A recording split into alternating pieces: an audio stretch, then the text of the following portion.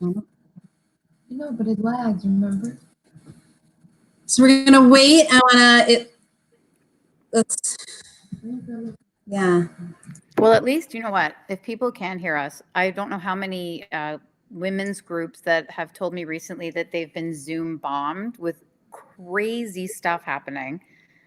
And yesterday, Chicago's Wise Sports Group, no, they can't see or hear us at all. Interesting. It says waiting for Mary Vivian again. It just won't, it doesn't put me on, honey.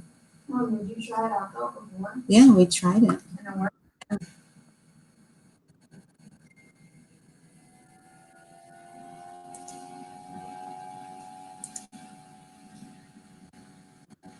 And it worked.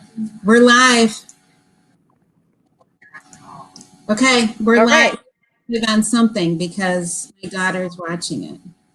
Okay. Okay, well, this is raw as it gets.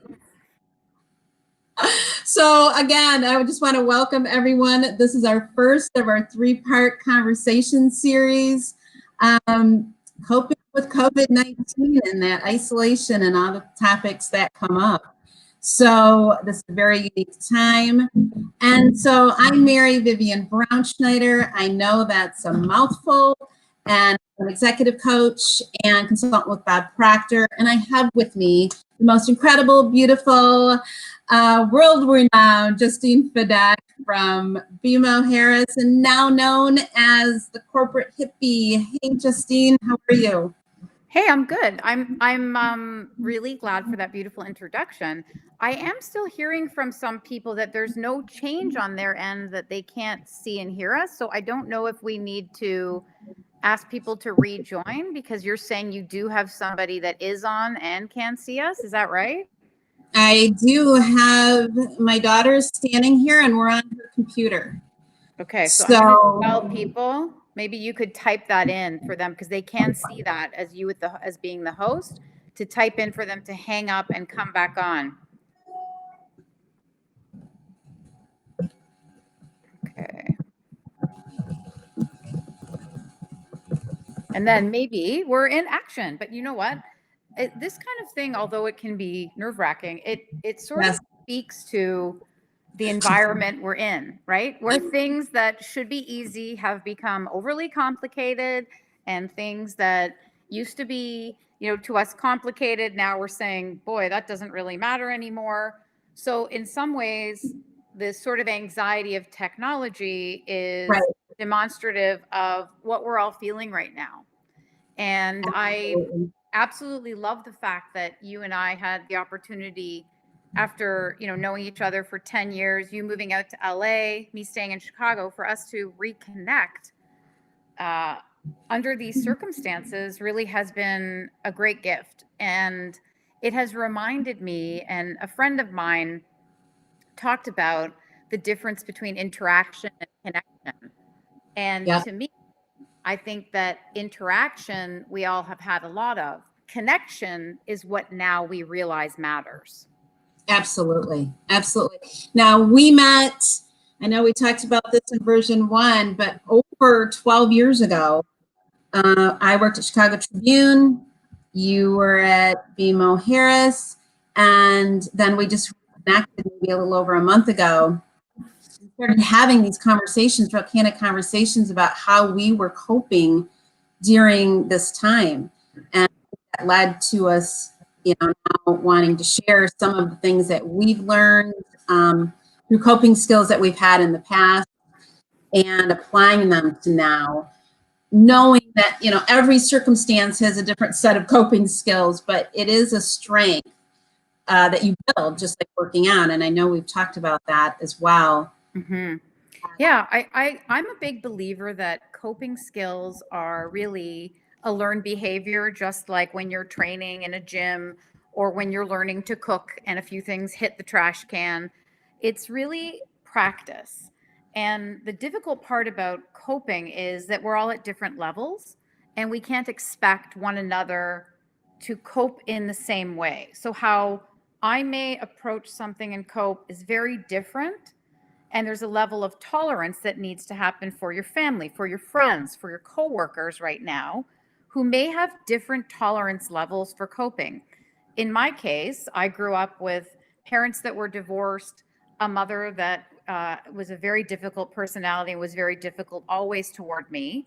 And some of those things, as I look back, provided me with skills that now I can say I can anchor in some of those scary, difficult, isolating, challenging moments. Um, Loss of my boyfriend at 21, very suddenly in a car crash when we had just decided that we would get married, also brought coping, learned behaviors. Being diagnosed with MS brought learned behaviors. So when I pile them on top of each other, I realize, hey, you know what?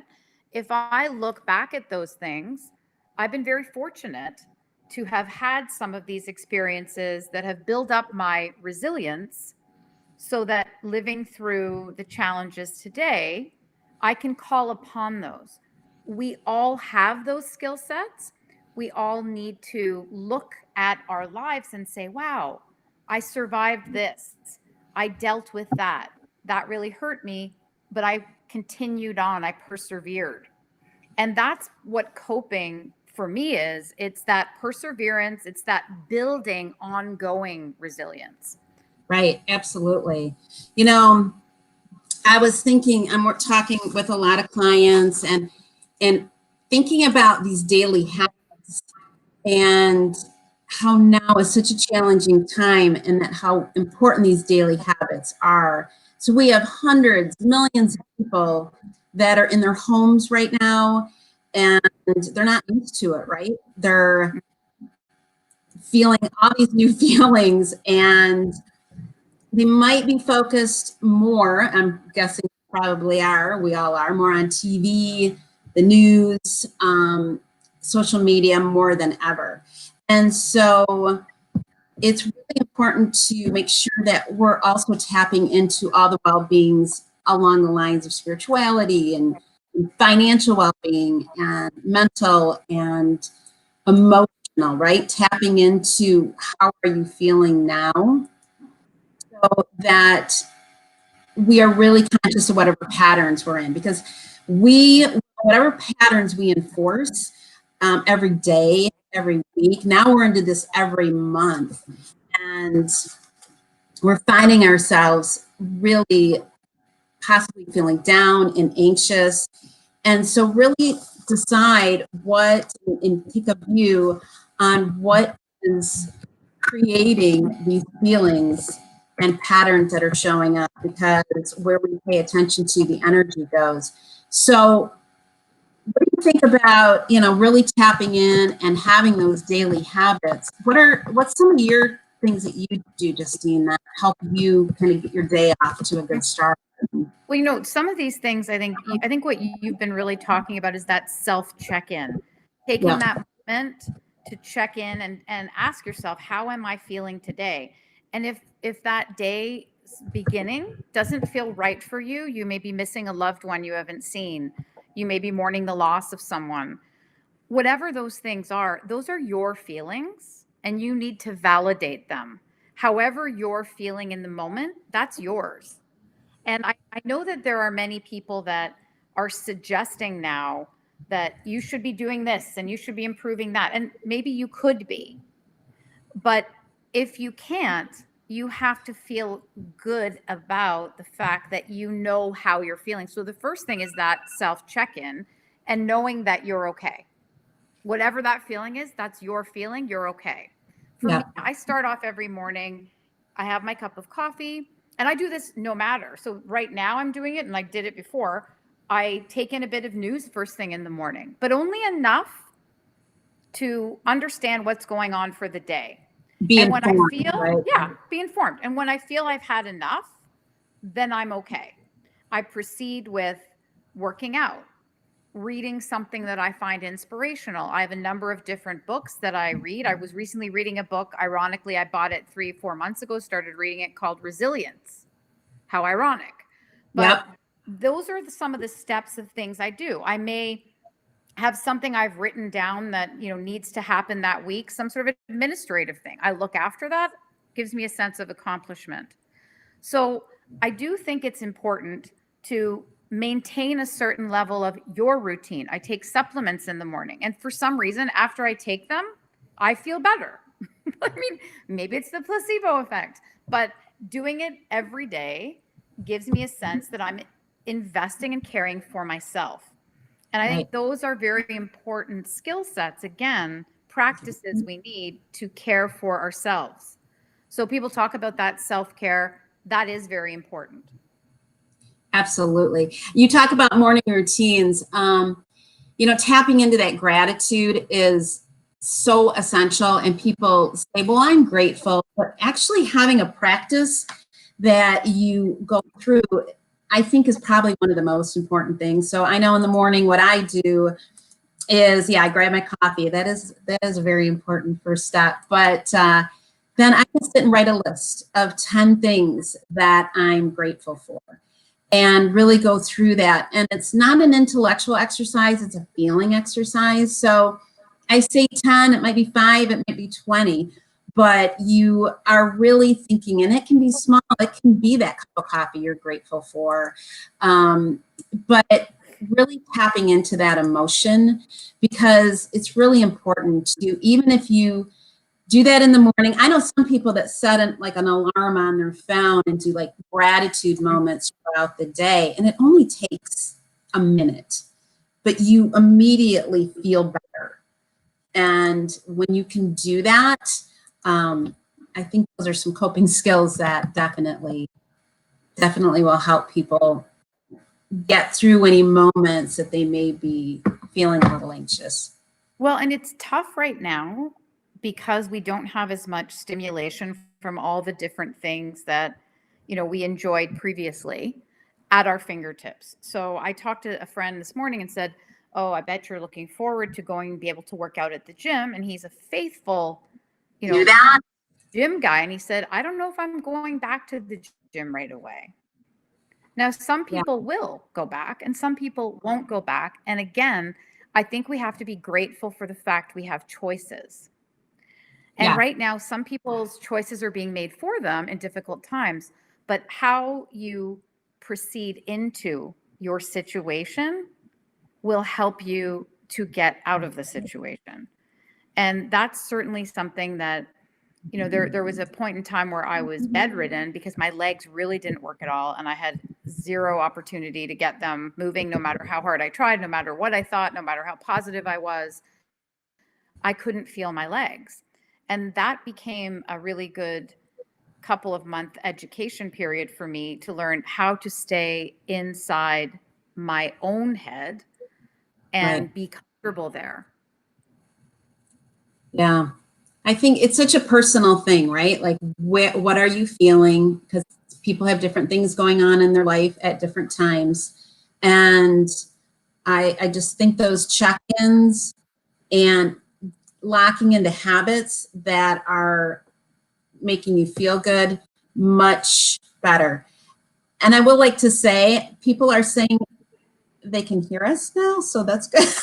I hope they can see us too. I mean, I can see you. I can see you. So I'm enjoying this conversation. I hope everybody else can enjoy it as much too. I know we're going to try to do this a couple more times over the next couple of weeks, because I think, now that, we're hearing a little bit that we're going to be going, opening up maybe in a couple of weeks, at least within the month, I hope.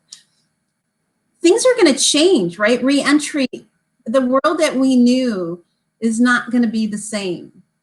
And you touched on it about going to the gym. I think people are going to hesitate going out. So I think there's still going to be a lot of those inner conflict feelings happening. Yeah, and the thing with me is tolerance to me is a word that we're going to have to adopt as a mainstay, because those people that will right away go back to a restaurant, and those people that will get on an airplane, and those people, of course, abiding by whatever the new rules are, whether that be, obviously masks, gloves, tests, whatever the case may be, Right. That adaptation, we're going to have to be tolerant that some people's risk tolerance in general is higher. And so what I may choose to do and be comfortable with might make you very uncomfortable, or Right. vice versa.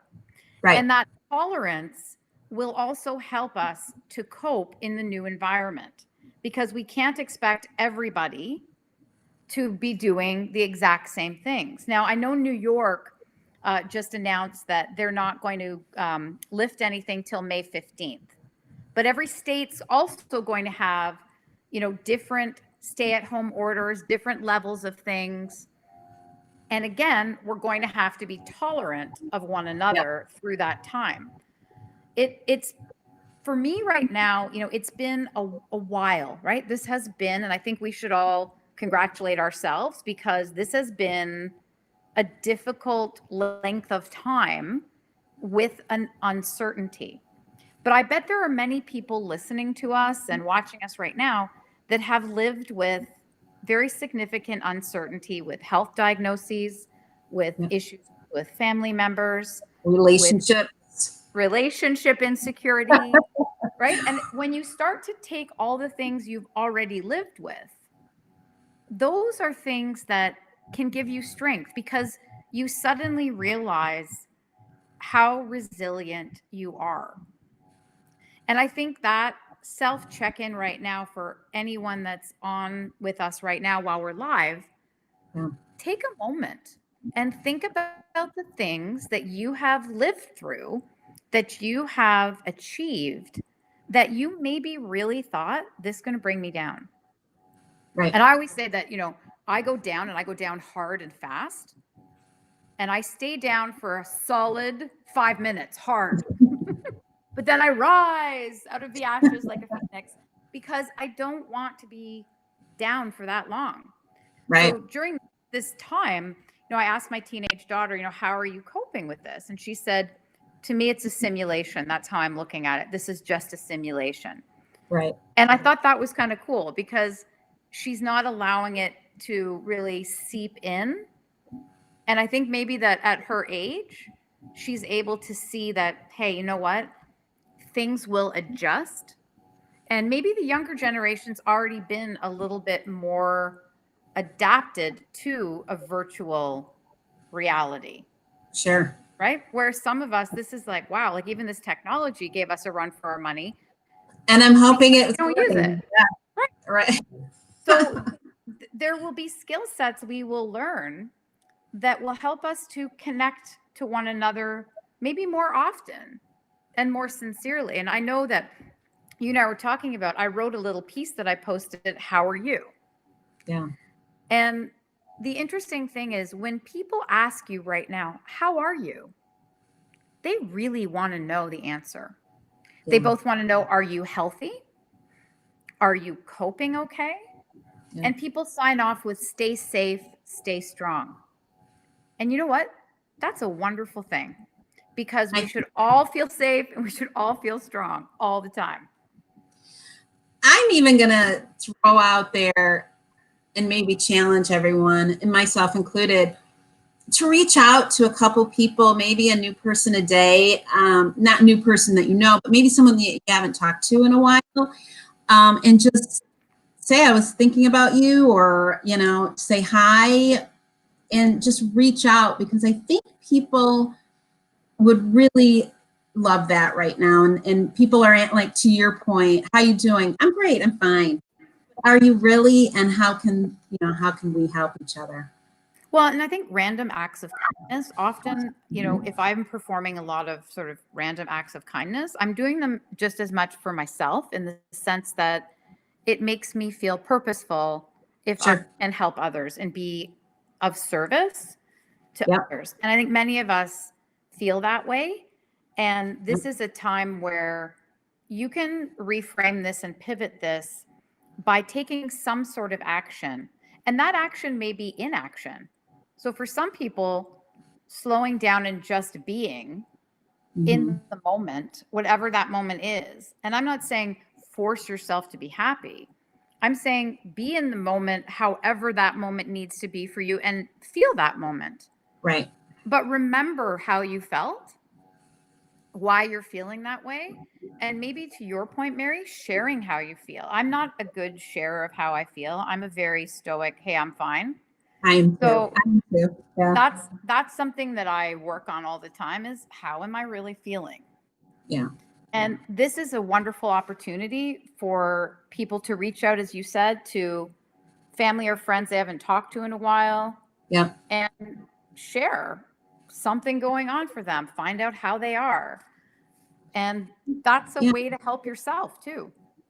Absolutely. And I reached out to you to say hi before a lot of this even happened, but then just re-engaging and talking again, we came up with new ideas, and we've just been having, it's just been such a great journey. And over the past month or so, talking about how we can help others. So you never know where reaching out Right. to somebody can really help more people.